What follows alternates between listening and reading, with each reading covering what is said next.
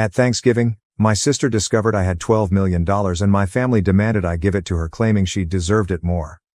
Hello everyone, before we begin today's video, I need your help. We've noticed that the channel is losing traction, and subscribing is one of the best ways you can help us. It's quick, free, and allows us to continue bringing you great content. Your support means everything. Let us keep this channel growing collectively. Thank you very much. Now, let's begin the video. Using a throwaway for obvious reasons, with certain specifics modified to preserve anonymity. So I'm Sarah, 38, female, and I need to get this off my chest. Do you know those family dynamics in which one child can do no wrong while the other appears to be invisible? Yes, welcome to my life. Everything was very typical until I was 8. I was an only kid, and while my parents were not particularly warm and fuzzy, they were present, I suppose. Mom would help me with my homework, and Dad would occasionally take me fishing on Lake St. Clair. We weren't the Brady Bunch, but we were fine. Then came the night that would change everything. I recall my Aunt Kelly showing up at 2 a.m. and telling me to pack a suitcase because Mom was in the hospital. My sister, Rachel, was on her way, but something was wrong. She wasn't meant to arrive for another 2 months. The following few weeks were a flurry of hospital visits and hush chats. Rachel was really little. She looked like one of my baby dolls, but with all these tubes and cables, I wasn't allowed to touch her or get too close. That was the first time I felt it, an invisible wall forming between me and the rest of my family. When they eventually brought Rachel home, our house turned into a sterilized bubble. Mom had an obsession with germs. I'm talking industrial strength disinfection throughout, hand sanitizer stations in each room, and constant cleaning. The harsh odor of bleach still causes me distress to this day. But here's the bit that really messed me up. Whenever I showed the slightest symptom of illness, I was whisked off to either Grandma Marie's or Aunt Kelly's house. I mean every time. Sneeze once, pack your bags. A mild cough, you're off to see Grandma. At first, I thought it was enjoyable. Grandma Marie would make cookies, and Aunt Kelly had a fantastic collection of Nancy Drew books that I was working my way through. But children are not stupid. After a while, you begin to understand what is actually going on. You are not being sent away on adventures. You are being handled as a threat. As if your entire existence could damage your beloved sister. I tried everything to gain their attention in a healthier manner. Honestly, everything? Got all A's? Mom would scarcely look up from Rachel's most recent doctor's appointment calendar. Won first prize in the scientific fair with a project about renewable energy. Dad just asked if I could store the display board in the garage since Rachel is allergic to cardboard dust. Is this even a thing? The real kicker came when I was 12. For months, I'd been practicing for the school talent show, teaching myself to perform Bridge Over Troubled Water on the piano. I know it's a little too obvious. Rachel had a 99.1 degree Fahrenheit fever on the night of the show. Guess who did not have anyone in the audience? Meanwhile, 2 weeks later, the entire family, including both sets of grandparents, attended Rachel's 15-minute flute recital, during which she essentially killed hot cross buns. Rachel immediately learned how to use the system. By the age of 7, she had outgrown any real health difficulties, but that didn't stop her from performing. Headache? Must remain home from school. Feeling tired? Someone else, guess who, should perform her tasks. Worried about a test? Mom would literally call the school to have the deadline extended. I began spending more and more time in my room, immersed in books about art history and antiques. It's funny how life works out sometimes. My room became my sanctuary, mostly because Rachel claimed she was allergic to my lavender air freshener, so it was the only place she wouldn't go. Do you know what is actually wrong? When she pretended to be sick, a part of me felt grateful. At the very least, I'd be taken to Grandma Marie's, where someone would ask about my day or be interested in what I was about. Grandma was the one who sparked my interest in vintage jewelry. She had an incredible collection of costume pieces that she let me organize and catalog. I suppose I should have regarded it as prophetic. The worst thing wasn't even the clear favoritism. It was how they rewrote history to excuse their actions. Rachel just needs more attention because she had such a rough start. Sarah's always been so independent. Sarah understands that her sister has special needs. Number I did not comprehend. I was a child who didn't understand why having a good immune system made me less deserving of love. Looking back, I can see how these years shaped me. The persistent message that I was somehow unsafe or inconvenient to be around doesn't just go away. But hey, at least it taught me to be self-sufficient. When no one checks your homework or cares about your triumphs, you quickly learn to be your own cheerleader. High school, the majority of people either loved or loathed it. Me, I regarded it as a ticket out. While Rachel was establishing her drama empire in middle school, I was laying the groundwork for my own escape. And let me tell you, nothing inspires you to accomplish more than knowing that no one will do it for you. Remember how I said I spent hours sorting Grandma Marie's jewelry collection? That taught me a valuable lesson: the need for systematic organization and attention to detail. In high school, I approached everything with the same perspective. My desk at home resembled something out of an organization magazine: color-coded notes, meticulously organized study plans, and everything had its place. Rachel teased me about it, calling me Rain Man. Very great, sis. But here's the thing about being invisible: no one is monitoring your failures or successes. So do whatever the heck you want. I joined every club that would not interfere with my part-time employment at Carson's Diner. Thank you to Carol, the owner, for remembering my birthday when my own parents had forgotten. Debate team? Check. Who is the National Honor Society president? Check. Who is the editor-in-chief of the school newspaper? Check. The debate team was when I truly found my voice. There's something quite rewarding about shattering someone's argument while maintaining complete composure. It also taught me how to negotiate, which I didn't realize at the time but would be useful later. I've won states twice. Rachel had major soccer games, therefore my parents were unable to attend both competitions. She was on the C team, did not even play. The game changer the junior year was when things truly became interesting. I took the SAT and received a flawless score. Not like, oh, pretty good, perfect. I mean, perfect. 1600. You know how many people receive that? Less than 1%. I remember staring at the results screen for almost 20 minutes, convinced it was an error. I rushed home to tell my parents. I realized this is stupid. Mom was in the kitchen assisting Rachel with her English homework. The conversation went something like this. My reaction: Mom. Look, I got a perfect SAT score. Mama. That's nice, honey, but can you keep it down? Rachel's trying to concentrate. She has a big test tomorrow. Rachel, you're correct. Yeah, some of us actually have to study, Miss Perfect. She said. Rachel, sweetie, don't stress. You're just a different kind of learner. I still have the hard copy of those SAT results someplace. Never got pinned on the fridge. But Rachel's C+ in English? That infant received primo refrigerator real estate, complete with a "we're so proud of you" magnet. College applications. The college application procedure was interesting. I applied to 15 schools without informing anyone. I wrote all of my own essays, gathered my own recommendations, and handled all of the financial assistance paperwork myself. My guidance advisor, Mr. Chen, was the true MVP. My parents were too busy to help me with the FAFSA, so I stayed late after school. Then acceptances began to arrive. Harvard, Yale, Princeton, Michigan, and each one comes with a scholarship offer. I stored them all in a locked box under my bed, knowing what would happen if Rachel discovered them. They'd suddenly shifted their focus entirely to her. But if Sarah goes to Harvard, I'll be all alone. Or some nonsense like that. The day I received my full ride offer from UMich, Rachel joined JV cheerleading. Guess which one was celebrated with a family feast? Hint, I had microwave mac and cheese in my room while they went to Olive Garden. But, you know what? The scholarship was my golden ticket. Tuition, lodging and board are all included, as is a book allowance.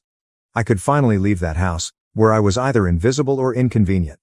The day I received my acceptance package, I went to my favorite spot in the local library, a fourth-floor window seat overlooking the park, and grieved for an hour. Not sad tears. There were tears of relief. When I told my parents at supper that I was going to UMich, they were ecstatic. He said, Michigan? But that's so far. What if Rachel needs you? She replied, I hope you're not expecting us to help with expenses. Rachel's cheerleading competitions are very costly. Rachel is crying. Oh my God, finally. Can I have your room? I need space for my TikTok videos. The summer before college I worked double shifts at Carson's Diner to save money. Carol, bless her heart, always gave me additional tips and made sure I got to take home leftover pie at the conclusion of my shifts. She also taught me a vital skill: how to recognize genuine people in a society full of fakes. Baby, she'd tell me, in diners and in life, the ones making the most noise usually have the least to say. Move-in day at Michigan? My folks couldn't attend because, surprise, Rachel had a cheerleading competition. Aunt Kelly drove me instead, helped me set up my dorm room, and gave me a $500 envelope. Your Grandma Marie wanted you to have this, she told me. She's so proud of you. Later, I learned that Grandma had been saving that money from her Social Security checks for months. That first night in my dorm room, I promised myself, I was going to create such a wonderful life that being overlooked would be inconceivable. Not for vengeance. Nothing to prove to my family. But what about the 8-year-old girl who used to get sent to Grandma's house for sneezing? College and the beginning of something new. College went by in a flurry of all-nighters, instant ramen, and heavenly independence. I graduated summa cum laude from the University of Michigan. Not that my folks noticed. They were too busy helping Rachel transfer to her third college in 2 years. But this is where the plot takes an unexpected turn. I got an entry-level job at Everett and Phillips Auction House in Detroit. I won't use the real name for obvious reasons, but if you're in the business, you probably know who I'm talking about. A genuine high-end establishment, many old money clients, that type of transaction. I began with their estate sales business, which involved documenting the belongings of wealthy individuals after their deaths. Not exactly glamorous, but it paid the bills. The breakthrough. My first several months were very standard, logging countless china sets, categorizing vintage furniture, and so on. Next followed the Kingston estate. Mrs. Kingston was an elderly widow who had died with no children, leaving behind what everyone assumed was a huge collection of costume jewelry. Rooms filled with the material? This is where those hours at Grandma Marie's came in useful. I'm looking through this stack of jewelry when something catches my attention. It's an Art Deco brooch. Nothing really showy, yet something about it felt different. The weight was unsuitable for costume jewelry. The clasping mechanism was far too complex for a copycat. I believe I spent my whole lunch break that day researching old jewelry markers and signatures. I ended up staying late at the office to use the company's membership to several antique jewelry databases. The more I looked, the more certain I got that this was not costume jewelry. It was the real stuff. Problem was, I was the new girl. Nobody would believe me if I claimed we had a potential treasure on our hands. So I did what the debate team taught me. I meticulously prepared my argument. I spent 2 weeks during lunch breaks and evenings learning everything I could about Art Deco jewelry authentication. I even used some of my pitiful excuse for savings to pay for an online gemology course. Finally mustered the guts to approach my boss, Mr. Harrison. I brought the entire presentation, which included comparative images, historical documentation, and the works. The conversation went something like this. My response: Sir, I think we might have something significant in the Kingston collection. Harrison, scarcely looking up from his phone, says, Sarah, we've already cataloged those as costume pieces. You are correct. I know, but look at these maker's marks. They match perfectly with Cartier's 1925 signatures. Harrison, finally paying attention. Where did you learn all of this? My reply was, I did some research. Long story short, the costume brooch sold for $47,000 at auction. It turns out that it was part of a limited collection created for some European set in the 1920s. But here's the real kicker. Harrison started to trust me after that. He began giving me other artifacts to authenticate. Suddenly, my pointless pastime of sorting antique jewels acquired real significance. I devoted myself to learning everything I could about vintage jewelry. I took every online course I could afford. I spent weekends at estate sales, researching items. Even began a small notepad to document various authentication procedures. My apartment looked like a jewelry scholar's fever dream, with walls covered with printouts of vintage hallmarks and certification guidelines. The auction house started getting results. I was discovering important items that others had overlooked, developing contacts with collectors, and knowing the market. My commission checks became larger. For the first time in my life, I was not simply surviving, I was also saving money. Family? Still remarkably uninterested. At Sunday dinners, which I still went to like a fool, the discourse went like this. Mom. Sarah's still at that antique shop, right? This is me. Auction house, and yes. Actually, I just authenticated a rare Tiffany piece. Rachel interrupts. Oh my God, speaking of jewelry. You guys have to see this charm bracelet I bought at the mall. But I didn't care anymore. For once in my life, I had discovered something wholly mine. Something I was actually excellent at. Something unrelated to being Rachel's sister or family disappointment. The Rothschild collection. Then came the Rothschild collection. This was about 2 years into my employment at the auction business. A massive estate. Old money family. There's a lot of buzz in the industry. I was part of the team that cataloged their jewelry collection. And that's when I noticed it. A fairly commonplace Art Nouveau piece that everyone else had missed. I spent 3 days investigating it. I barely slept. It turned out to be a piece from a famous French jeweler's private collection, which was supposed to have been lost during World War II. When it sold at auction for $238,000, Harrison summoned me to his office. I believed I was being promoted. Instead, he said something that completely changed the situation. "Sarah, you're wasting your talent here. You should be running your own authentication business." Initially, I shrugged it off. Me? Start a business? With what money? However, the notion took root. I began doing modest freelance authentication projects on the side. Word spread that I had a terrific site. Private collectors began contacting us directly. One night, I was sitting in my modest apartment, surrounded by jewelry manuals and authentication tools that I had gradually accumulated, when I had an epiphany. This is something I could actually do. I could create anything on my own. So I did what any reasonable person would do. I took out a large debt against my car. I emptied my savings account. I rented a small office space in a less desirable area of town. People believed I was insane. Perhaps I was. I transformed a storage room above a Chinese restaurant that was about the size of a college dorm room. The rent was low because it always smelled like Kung Pao chicken, and the Wi-Fi only functioned if you sat in the corner by the window. But it was mine. The struggle. The first few months were interesting, and by interesting, I mean scary. I'd awaken at 4 a.m. with cold sweats, calculating how many months till my savings ran out. Loan payments felt like a rope around my neck. My office furnishings comprised of, I purchased a card table from Goodwill. A chair I literally found on the curb. Don't worry, it was thoroughly cleaned. However, in the world of high-end jewelry, reputation and contacts are everything. And my experience at the auction house provided me with both. I started small by doing authentication work for local antique dealers. My fees were lower than the larger organizations, but my attention to detail was becoming known. Word spread. 6 months later, a watershed moment occurred. A dealer I had dealt with at the auction house inquired about a collection of Victorian-era brooches. The owner requested confirmation before selling. It turned out to be a massive collection, with pieces from 3 generations of families. I worked on it for 2 weeks straight, rarely sleeping and documenting everything. I discovered 2 extremely rare pieces that had been misinterpreted as later replicas. The owner was so delighted with my detailed analysis that she not only paid my fee, but also offered me a 10% commission when the piece sold. Was that a commission? $86,000. More money than I had earned in the preceding 2 years combined. Suddenly, my phone rang. A lot. Private collectors have heard about my knack for finding missed pieces. Estate lawyers seeking advice on inherited jewelry. Even my previous auction house began sending me authentication work. I'm quite sure Harrison was secretly helping spread the news. Thanks, boss. Scaling up. By year 2, I'd hired my first employee, Jenny, a fresh gemology graduate who reminded me much too much of myself at that age. She was extremely intelligent, yet she was neglected since she was quiet. She is now my head of authentication and is well worth her weight in gold. The firm expanded quicker than I could have predicted. Moved to a proper office downtown. Goodbye, Kung Pao chicken odor. Created a team of specialists. I've earned a reputation for finding misplaced items. You wouldn't believe how many important historical jewelry items get misinterpreted as costume jewelry in people's attics. Keeping it secret from my family. However, success came with its own set of obstacles.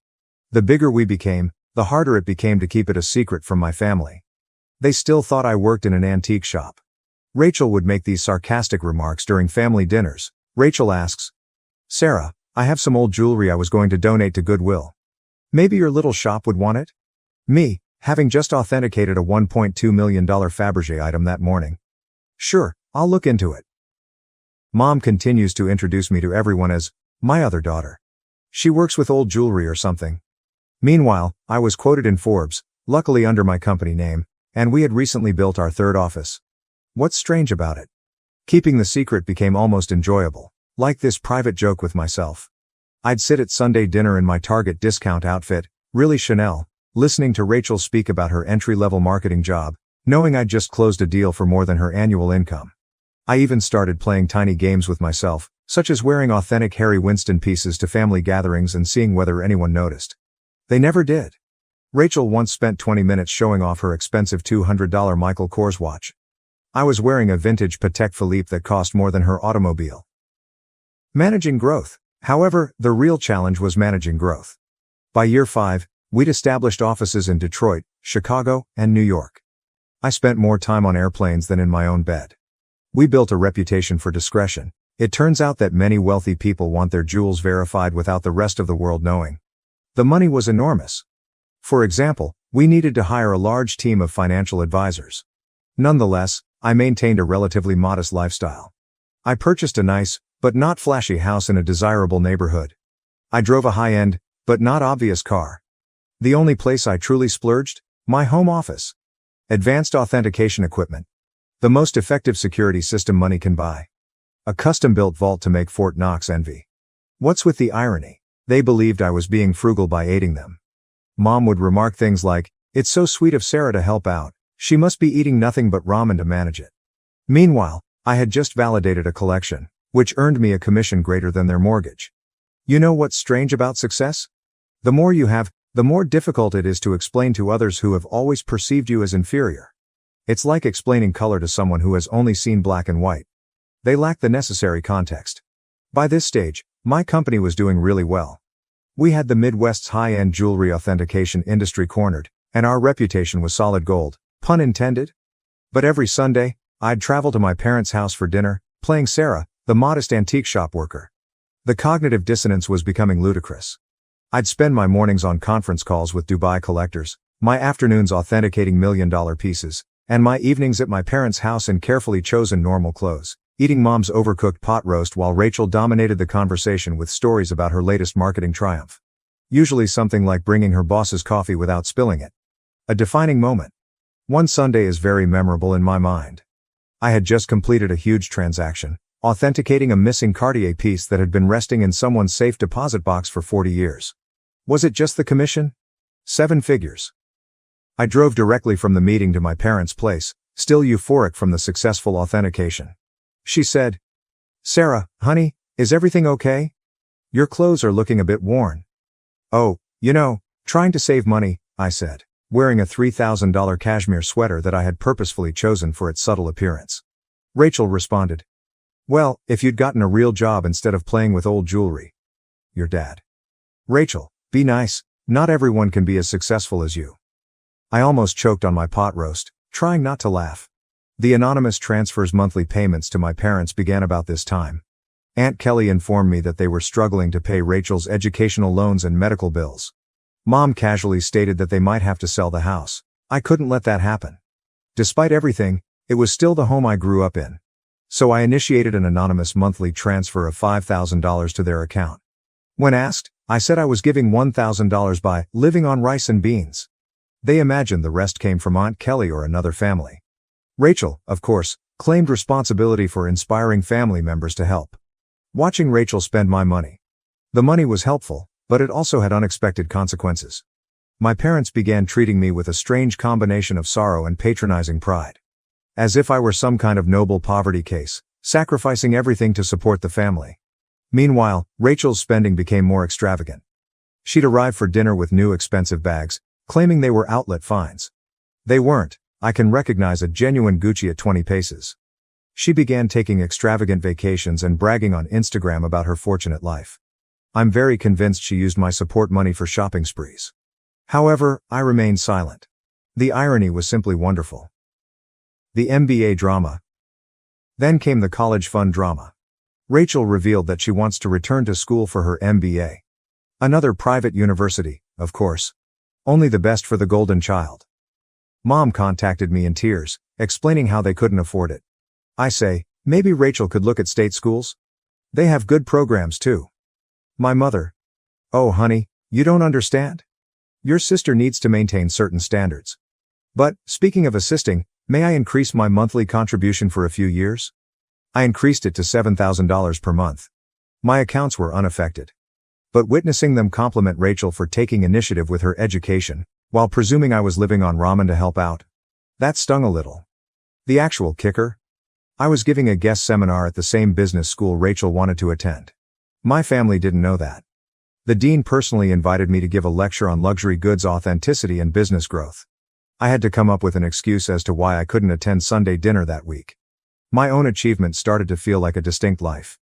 As if I were some kind of corporate superhero with a hidden identity. By day, I was running a multi-million-dollar authentication business. By night, well, on Sunday evenings, I was just Sarah, The disappointed daughter who worked at an antique shop. The breaking point, Thanksgiving. The weight of the untruth was becoming heavier. Rachel made rude remarks about my career on multiple occasions. Each time Mom apologized to her friends for my modest lifestyle. Every time Dad suggested I get a real job. I believe I always knew it would end dramatically. I just didn't expect it to implode so spectacularly on Thanksgiving. It began 2 weeks before the holiday. Mom called, weeping about her back discomfort. She had been diagnosed with a herniated disc, and the notion of cooking Thanksgiving dinner for 20 guests overwhelmed her. Now, I'd like to tell you that I offered to help purely out of goodwill. But really? I became tired of pretending her dried turkey was appetizing. My response, why don't I handle the food this year? I can have it catered. She replied, oh honey, we can't afford a caterer. My response, don't worry about the cost. I've been saving up. Mom, concerned. You're not taking out a loan, are you? I coordinated everything with a high-end catering firm that I use for business gatherings. They do incredible work, the kind of food that makes you wonder why you ever bothered to prepare yourself. It cost more than my folks thought I earned in 2 months, but whatever. Thanksgiving morning dawned, and I was feeling quite good. I had my laptop with me because I needed to monitor a major online auction in Hong Kong. This magnificent Art Nouveau necklace was for sale, and I had a customer who was interested in authentication if they won the bid. The lunch arrived on schedule, and everything was properly prepared. Rachel, of course, had to respond. Rachel inquired. Store-bought stuffing? Really, Sarah, Mom's is so much better. This is from the girl who once set off the smoke alarm while making toast. Mom was apologizing to everyone for not cooking herself, but you could tell they were enjoying the meal. Rachel shut up after tasting the maple-glazed Brussels sprouts, which, by the way, cost more per plate than her weekly grocery budget. I stepped away from supper and dessert to check my laptop. The auction was getting intriguing, and I needed to be prepared in case my client won. I set up in my old bedroom, which Mom had kept the same since high school. In the meantime, Rachel's room had undergone 3 renovations. That's when everything went wrong. I had left my authentication program running, with many tabs open that displayed various accounts and current agreements. Rachel came in without knocking, some things never change, to borrow my phone charger. She saw my laptop screen and realized this was her chance to finally expose how pathetic her older sister was. Rachel, smirking. Let's show everyone what Sarah's really been up to. Before I could stop her, she took my laptop and walked into the dining room. The big reveal, picture this. 20 people, including aunts, uncles, cousins, and my parents, filled with gourmet turkey and half drunk on pricey wine, which they mistook for Trader Joe's. Rachel's reaction. Time to see what kind of important work Sarah's doing on Thanksgiving. She flipped the laptop around triumphantly, apparently intending to disgrace me with whatever minor antique transactions she assumed I was working on. The room went completely silent. Like, you could hear the fancy clock I got Mom for Christmas ticking silently. She believed it was a reproduction. My screen displayed, current account balance, $12.4 million, pending authentication contract, $485,000. Recent transaction, $1.2 million, Hong Kong auction, company's quarterly profit report, $4.2 million. Rachel's face shifted through 5 different emotions in 3 seconds. The final one landed somewhere between astonishment and nausea. She actually swayed slightly on her feet. Rachel whispers, "This cannot be right." She said. "Rachel, honey, what is it?" Rachel, voice cracking. She's rich. Sarah's rich." Chaos ensues. If it was possible, the hush deepened even farther. Then Mom began giggling, like, really laughing. She said, "Don't be silly. Sarah works at that little antique shop." I rose up carefully, straightening out my basic cashmere sweater, which cost more than their monthly mortgage. "Me? Yes. Actually, Mom, I own one of the largest jewelry authentication companies in the country. For years. Those antique shop comments? I authenticate pieces worth millions. That little business you never asked about? It has offices in 3 cities." Dad choked on the liquor. Aunt Kelly dropped her fork. Uncle Mike began coughing terribly. Then Mom's laughing transformed into something else. Her face turned red, then purple. She stood up so quickly that her chair tumbled over. Mom screams, "You have millions, and you let us struggle?" My response. "Struggle? I send you $7,000 every month." She replied. "While sitting on millions? Your sister has student loans." So there it was. Instead, Congratulations. Not. Wow, we're so proud. Just outraged that I hadn't given them more money. Rachel began to cry. Surprising, I know. Sobbing about how she deserved to know, and how I had betrayed the family. Dad joined in. My dad. How could you be so selfish? We're your parents. We raised you. That was when I lost it. Years of being disregarded. Years of dismissal. Years of being considered as a family disappointment. Everything poured forth. My response. Raised me? You shipped me off to grandma's every time I sneezed. You missed every achievement, every award, every milestone, because Rachel might feel left out. You never saved a penny for my college but took out loans for her private school. And now, you're mad that I built something for myself. The following 5 minutes were chaotic. Mom screamed about family obligations. Dad is yelling about ungrateful children. Rachel alternated between sobbing and demanding to know just how much money I had. Meanwhile, the fancy catering team attempted to serve dessert while seeming exceedingly uncomfortable. I grabbed my laptop, took my Hermes bag, which Mom had previously commended as a nice replica, and walked out. Behind me, I could hear Mom discussing how to spend my money, something about Rachel's MBA and a new car. As I went home in my sensible automobile, a limited edition BMW, my phone started filling up with texts. The family group chat burst. Rachel began posting on Facebook about hidden family wealth and selfish siblings. The aftermath. The days after Thanksgiving were like watching a cyclone hit in slow motion. Except that the hurricane represented my family and the debris symbolized my sanity. Let's start with SMS messaging. Within 1 hour of leaving supper, my phone had 47 missed calls. More than 200 messages. Mom followed this intriguing progression. 7:42 p.m. How dare you walk out on family? 8:15 p.m. We need to talk about this like adults. 9:03 p.m. Your sister deserves a share of your success. 10:30 p.m. I've already called a realtor about houses in better neighborhoods. 11:45 p.m. Why aren't you answering? This is your mother. Meanwhile, Rachel had become a full-fledged social media fighter. Rachel, on the other hand, had fully embraced social networking. She wrote an enormous rant on Facebook about how her millionaire sister had been hoarding wealth while watching her beloved family struggle. The comments section was insane. Distant cousins and former high school classmates, whom I hadn't spoken to in years, suddenly formed strong ideas about my moral character. But this is the bit that really grabbed me. Rachel actually posted, all those years of me trying to help Sarah's career, giving her advice about moving up from that little antique shop, and she was secretly wealthy. The betrayal hurt so much I nearly threw my phone across the room. What was the only career advice she ever gave me? I suggest I try selling jewelry on Etsy. If you're unfamiliar with the term, flying monkeys occur when toxic family members send others to guilt trip you. Aunt Susan, whom I saw maybe once every 3 years, called to inform me that family is everything. Uncle Bob, who I'm pretty sure still believes I'm 12, emailed me a lengthy lecture on the importance of sharing wealth.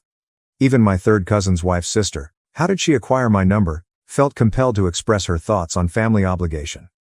But the real fun began when they arrived at my workplace. I arrived in on Monday morning to find Mom, Dad, and Rachel sitting in our reception area.